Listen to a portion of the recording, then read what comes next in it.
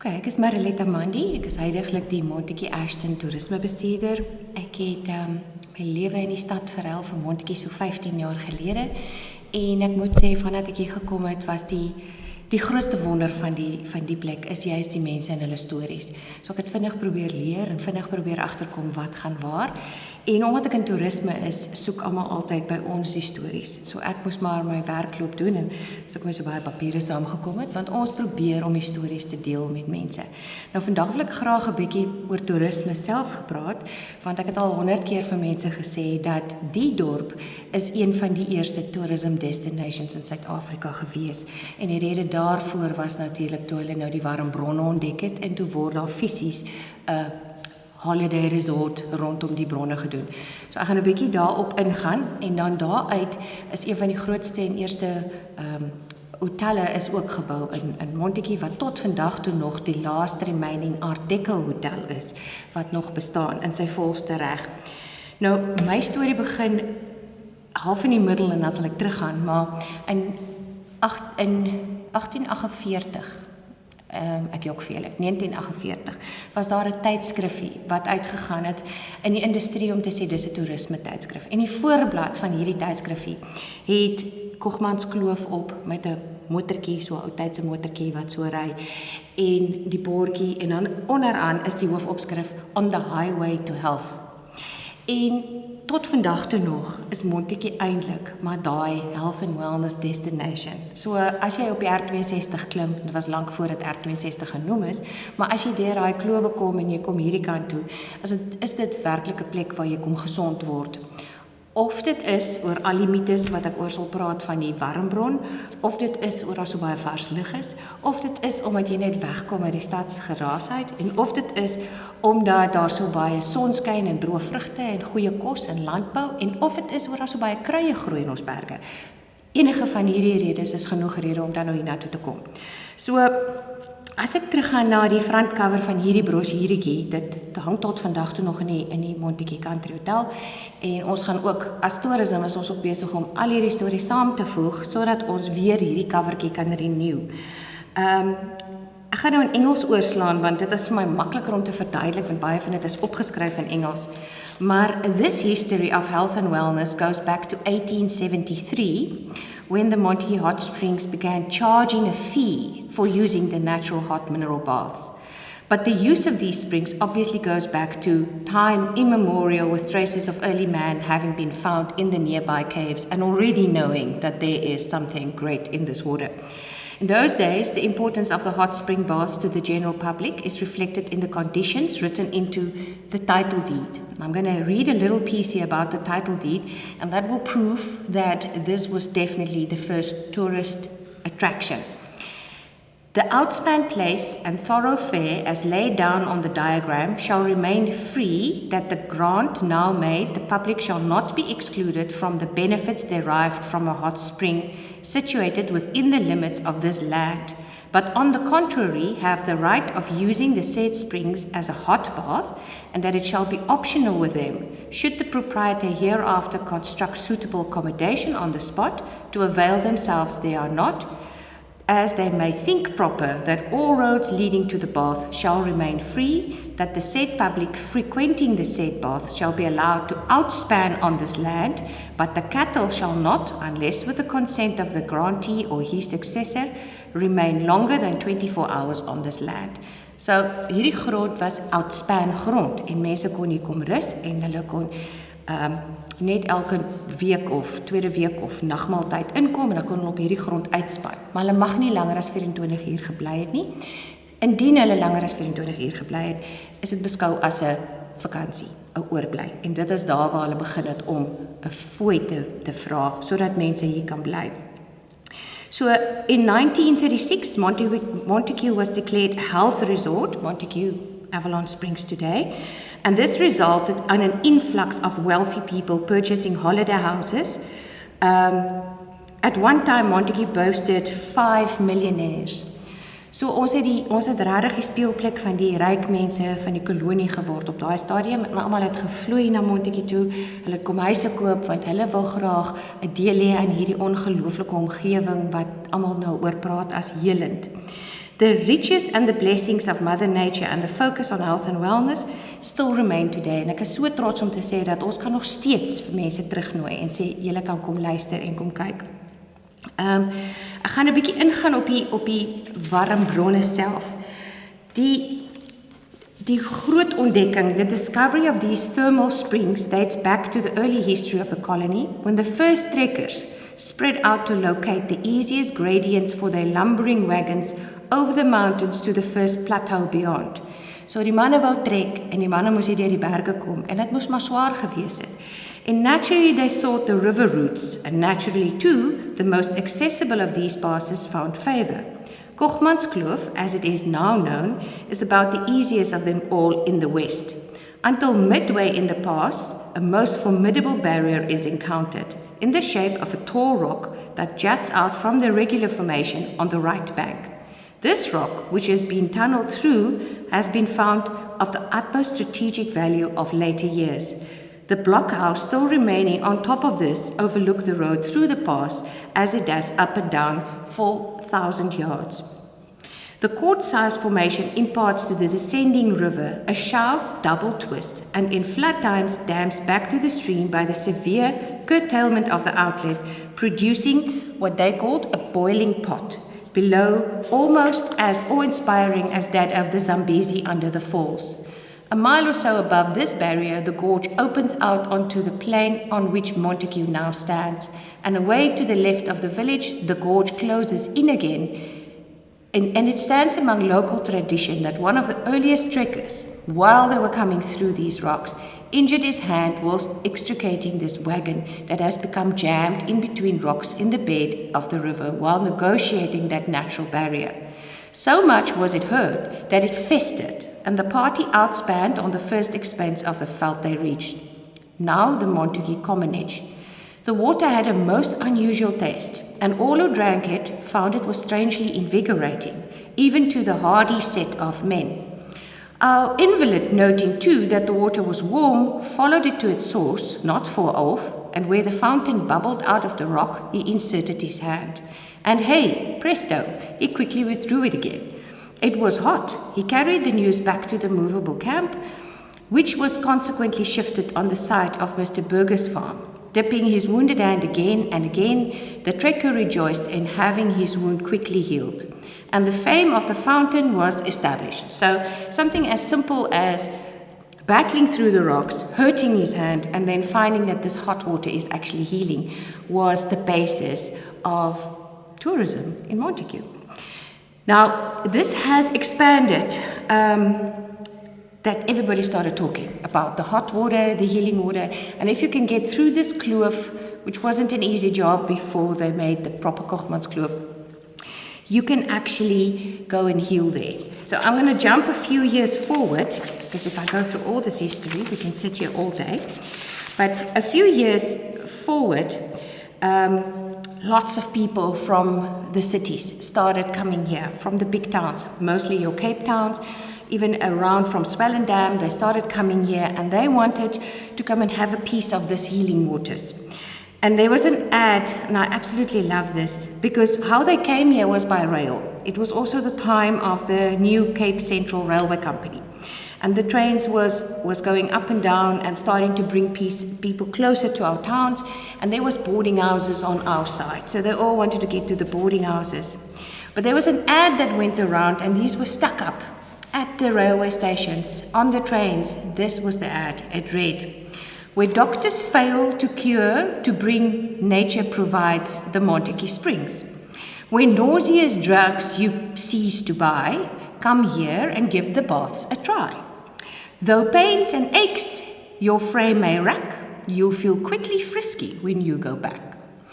So, a very interesting little ad that we came across, and if you think about it, that is how the people saw this water. Now, needless to say, I think if you start advertising that you can come here and you'll be healed and you'll feel frisky, people will start paying money. And that is exactly what happened. The springs got shaped into a bigger resort, hotels was built, and it all started forming around that. There was another one, Mr. O'Connor of Ashton, who owned the Springs property for 9 years, informs us of many more striking cures while he was in charge. So he actually lived through these things where people got healed. One farmer brought his wife there because through physical weakness, she was not even able to crawl about on hands and knees. The hopeful husband carried her to the springs in his arms. In 14 days after the first dips, she could walk alone to the water from the boarding house, and in another week she left with her overjoyed partner completely cured. She had no occasion to return. Another case of cure absolute is that of a young man who excited the pity of the whole of all the inhabitants of Montague by reason of the state of extreme helplessness with which he came there from the Transvaal, and he was carried about. 26 years before that, when a mere child, he had a severe attack of rheumatoid fever, and he was never been able to stand upright. His parents carried him down to the baths, night and morning. Within a month, he was walking about the village, and like the parallel case in the scripture, the people in wonderment asked, "Can this be?" The fine, upright young man was only too delighted to tell every inquirer of his experiences, as vigor and vitality crept into his muscles and his veins. He went so far as to call on the president and also on the resident general practitioner. So he went to the local doctor and he left in his hands an affidavit concerning his marvelous cure. And the funny thing is, Montague people still talk about it today. So they still believe, and this affidavit was literally signed to say, "I am not lying, this is not a joke, I was really cured." So rheumatic and neuralgic patients and those suffering from nervous exhaustion step out of the train in Ashton, drive over here to the baths almost every day. The dust-laden roads, which at that time probably needed a bit of attention, was still growing with traffic. These all advertised the baths more than perhaps wall posters or railway notices.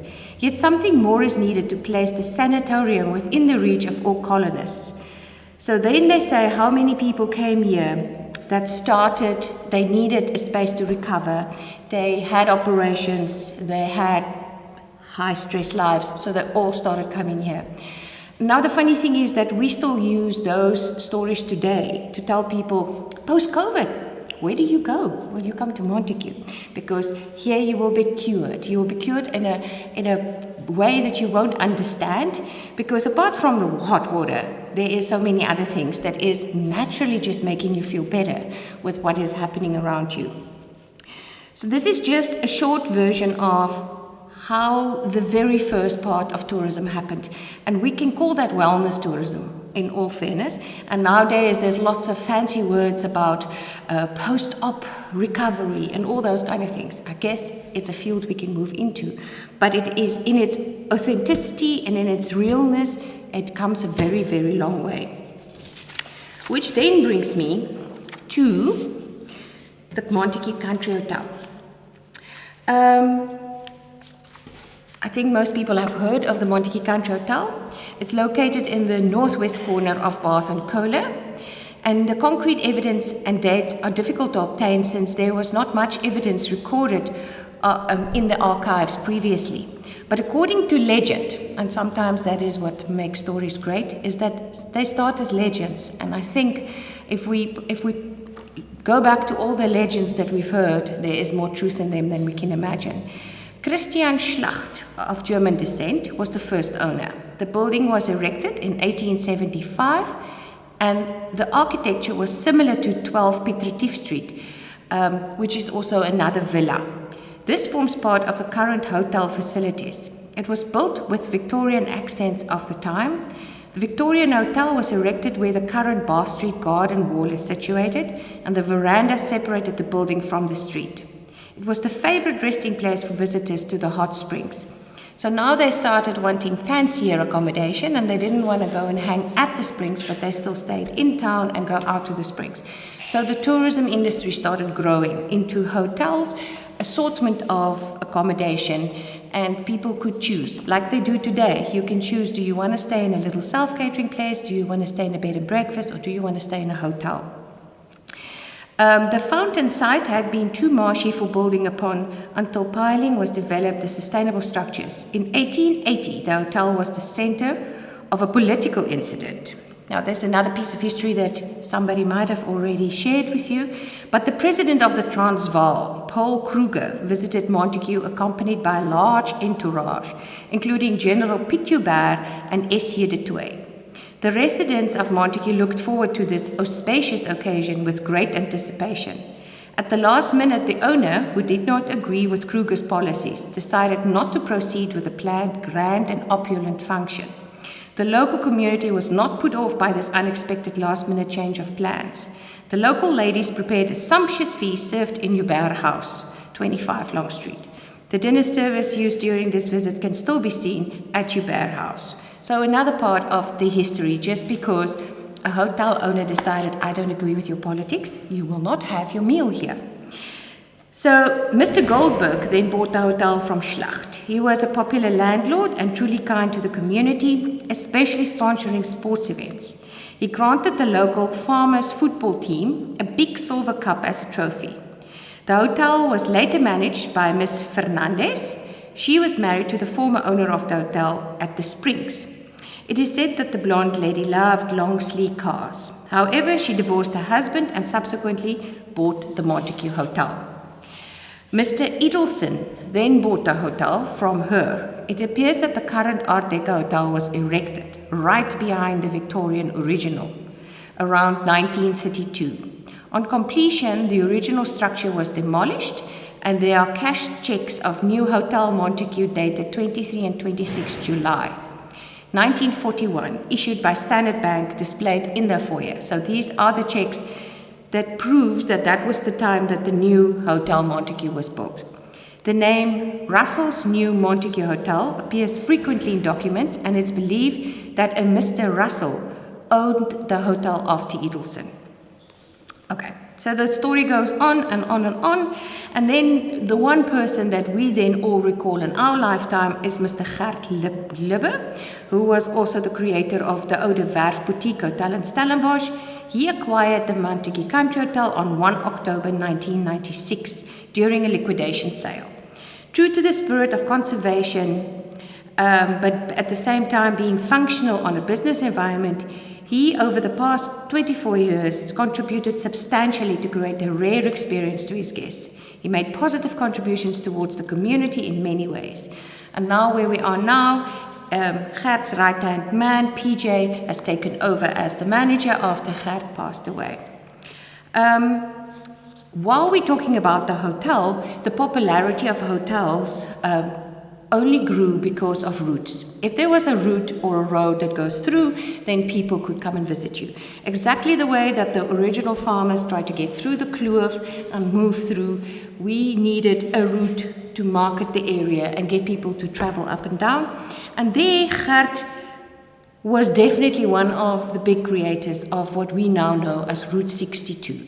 Now, Route 62 has become a world-famous route to the point that overseas CNN has actually chosen Route 62 as one of the top 5 routes in the world. It was the only route from South Africa that featured on that top 5 list.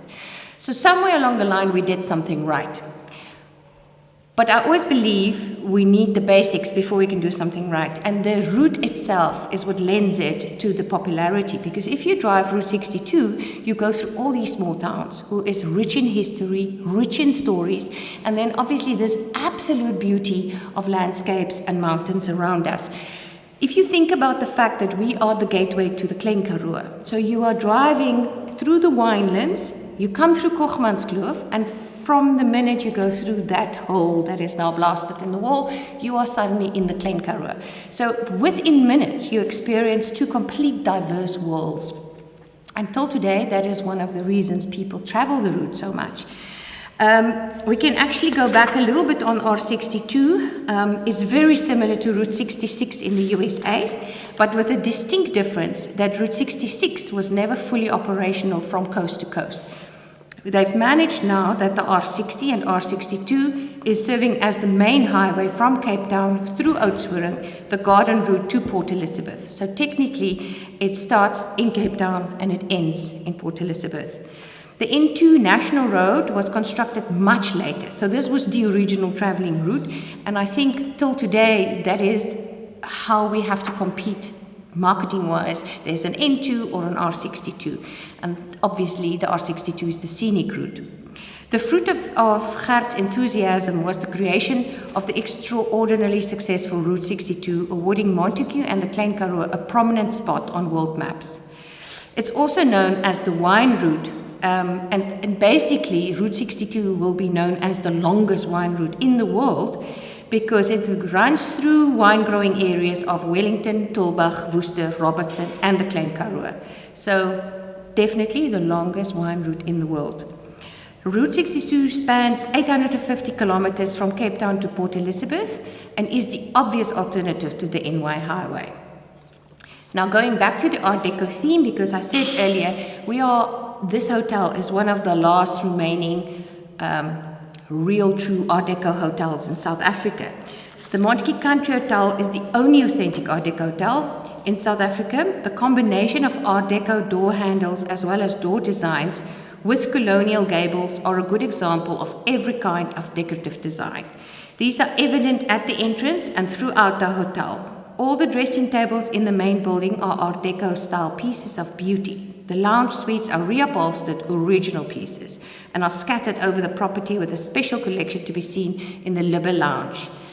Art Deco designers' prime concern was with taste and style rather than with practicality and performance. Fashion designers exploit this woman's weakness for new clothes by changing styles and colors as often as possible. Certain things stand out as distinguishing marks of the Art Deco period, such as cloche hats, bandeau worn immediately above the eyebrows, and short cropped hair. Certain colors too evoke the 20s and 30s, as tango, a burnt orange shade, silver and black. Great care was taken over the packaging of cosmetics, particularly perfume, and the best glass designers like Baccarat and Lalique were employed by design scent bottles.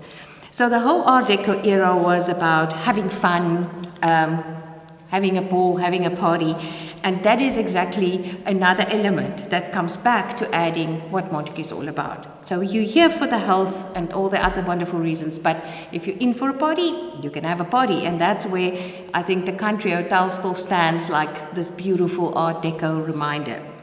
Which brings us to the present day, and it is important that we have actually taken acknowledgement of the Art Deco that is so special in our town, because it's not just the Country Hotel. There's a lot of buildings that has got a lot of effects of the Art Deco. So Montague has claimed April Art Deco month as theirs. So this year, 2023, we held our first Art Deco festival for the full duration of April. And we've now put it on the calendars, and it will be a festival that will be celebrated in Montague every year in April to celebrate that history and what has actually all gone into that. And with that history, we are very happy to share the stories of what Art Deco was famous for.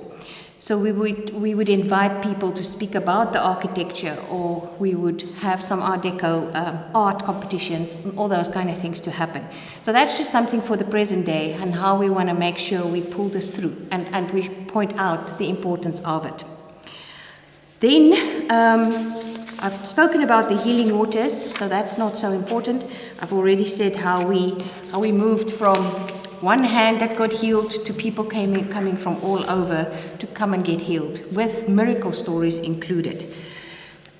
Okay, I don't think there's anything specific that I need to read from here anymore. In short, I just want to say that I think as a tourism destination, Montague has become more and more famous in the sense that we've already been the Kwela Town of the Year 4 times for the Western Cape winners. KFM has launched 2 years ago the KFM Best of the Cape competition, and we were the first town to win Best Dorpie, and we're right in the middle of it now, so we will be voting again. So we are so proud to say that what makes us unique is looking after this heritage, and taking what was given to us and taking what the history has proved is working for us and making more and more and more out of that for a tourism history. So, yeah, that's my story.